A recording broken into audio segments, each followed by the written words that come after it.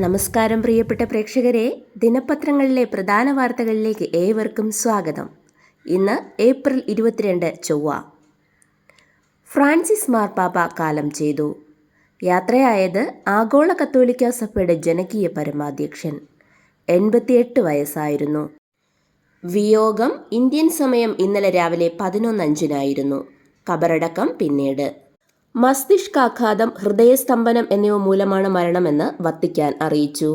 ഫെബ്രുവരിയിൽ കടുത്ത ന്യൂമോണിയ ബാധയെ തുടർന്ന് മരണത്തിന്റെ വക്കോളം എത്തിയിരുന്ന അദ്ദേഹം 38 ദിവസത്തെ ആശുപത്രിവാസത്തിന് ശേഷം അത്ഭുതകരമായി മടങ്ങിയെത്തിയിരുന്നു. ലാറ്റിൻ അമേരിക്കൻ രാജ്യങ്ങളിൽ നിന്നുള്ള ആദ്യത്തെ മാർപ്പാപ്പ എന്ന പ്രത്യേകതയും ഫ്രാൻസിസ് പാപ്പയ്ക്കുണ്ട്. ഫ്രാൻസിസ് എന്ന പേര് സ്വീകരിച്ച ആദ്യത്തെ മാർപ്പാപ്പയും അദ്ദേഹമാണ്. ഇറ്റലിയിൽ നിന്ന് അർജന്റീനയിലേക്ക് കുടിയേറിയ കുടുംബത്തിലെ 5 മക്കളിൽ ഒരാളാണ്.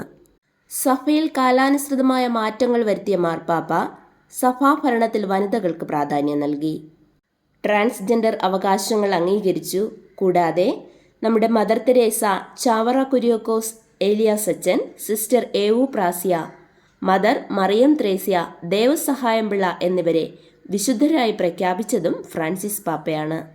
ഫ്രാൻസിസ് പാപ്പയുടെ വിയോഗത്തെ തുടർന്ന് കേന്ദ്ര സർക്കാർ 3 ദിവസത്തെ ഔദ്യോഗിക ദുഃഖാചരണം പ്രഖ്യാപിച്ചു. പ്രധാനമന്ത്രി നരേന്ദ്രമോദി ഉൾപ്പെടെയുള്ള ലോക നേതാക്കൾ മാർപ്പാപ്പയുടെ വിയോഗത്തിൽ അനുശോചിച്ചു. കരാർ ദിവസവേതനക്കാർക്ക് ശമ്പള വർധന വർദ്ധിപ്പിച്ചത് 5%. സർക്കാർ വകുപ്പുകൾ, ഗ്രാന്റ് ഇൻ എയ്ഡ് സ്ഥാപനങ്ങൾ, വിദ്യാഭ്യാസ സ്ഥാപനങ്ങൾ, കേന്ദ്ര സഹായ പദ്ധതികൾ, സംസ്ഥാന പദ്ധതികൾ, ക്ഷേമനിധി ബോർഡുകൾ എന്നിവിടങ്ങളിൽ ജോലി ചെയ്യുന്ന കരാർ ദിവസവേതന ജീവനക്കാരുടെ ശമ്പളം പരിഷ്കരിച്ച് സർക്കാർ ഉത്തരവിറക്കി. വേതന വർധനയ്ക്ക് ഈ മാസം 1 മുതൽ പ്രാബല്യമുണ്ടാകും. പൊഴിമുഖം മണൽ മൂടിയതിനെ തുടർന്ന് മത്സ്യബന്ധനത്തിന് കടലിൽ പോകുന്നത് അസാധ്യമായ മുതലപ്പൊഴിയിൽ മണൽ നീക്കത്തിന് ശ്രമം തുടങ്ങി. കണ്ണൂരിൽ നിന്നുള്ള ശേഷി കൂടിയ ഡ്രജർ 4 ദിവസത്തിനകം മുതലപ്പൊഴിയിൽ എത്തിച്ച് മണൽ നീക്കാനാണ് തീരുമാനം. ഡ്രജർ പ്രവേശിപ്പിക്കുന്നതിനായി പൊഴിയുടെ 3/4 ഭാഗം മുറിച്ച് നീക്കേണ്ടിവരും. മണൽ മൂടി പൊഴി അടഞ്ഞതോടെ മുതലപ്പൊഴിയിൽ കുടുങ്ങിക്കിടക്കുന്നത് 200ഓളം വലിയ ബോട്ടുകൾ.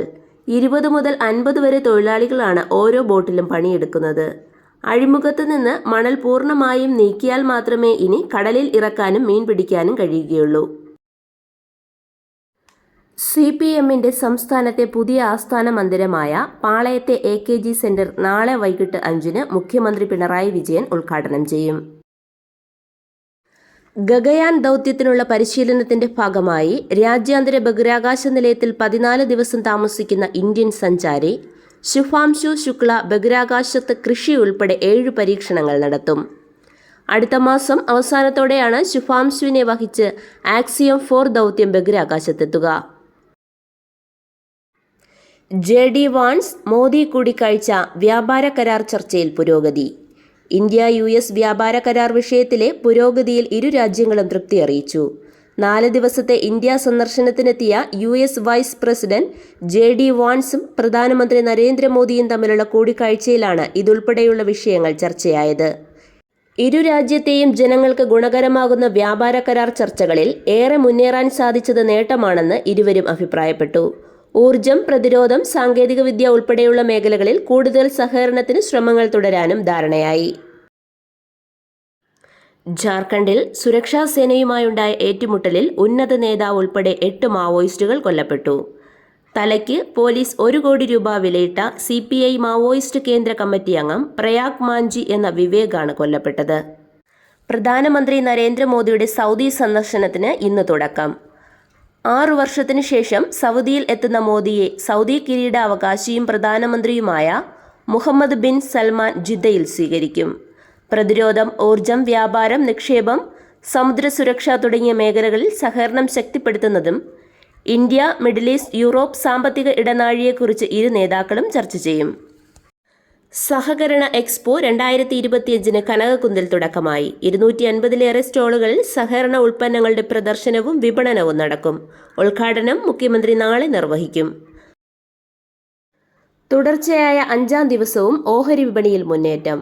നിക്ഷേപകരുടെ ആസ്തിയിൽ 5 ദിവസം കൊണ്ട് 32 ലക്ഷം കോടി രൂപയുടെ വർധന. പിടിതരാതെ സ്വർണ്ണവില. രാജ്യത്ത് പവൻ വില 72,000 രൂപ കടന്നു. രാജ്യാന്തര വിപണിയിൽ വില $3,400 മുകളിൽ.